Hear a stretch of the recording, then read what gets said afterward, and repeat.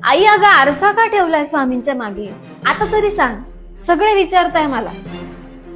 तुला काय वाटतं का ठेवला असेल?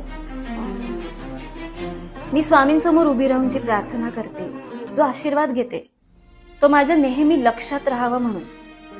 कारण आपण आरशात स्वतःला जे बघतो ते लक्षात ठेवत असतो. बॅक ऑफ द माइंड नेहमी असतं ते आपल्या. वाह, काय बात आहे, काय बात आहे. आभारी, मी लय भारी. एकदम बरोबर आणि एकदम चूक. हा म्हणजे तू एकदम परफेक्ट उत्तर दिलं, पण ते कारण नाहीये.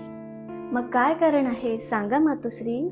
अगं त्या तिकडे ठेवला होता ना, तर छबू सारखा त्या आरशाजवळ जायचा आणि हाताने असं असं ढकलायचा.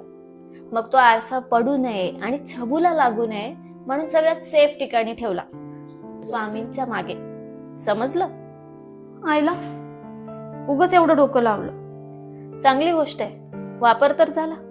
आई, पण मग मी जे उत्तर दिलं तेही योग्यच होतं. योग्यच आहे, पण एक गोष्ट आहे. काय? स्वामींवर भक्ती असेल तर चांगले कर्म करत राहायचं आणि इतर ठिकाणी जास्त लॉजिक नाही लावायचं. असं केलं तरच स्वामी तुमच्या आयुष्यात मॅजिक घडवतात.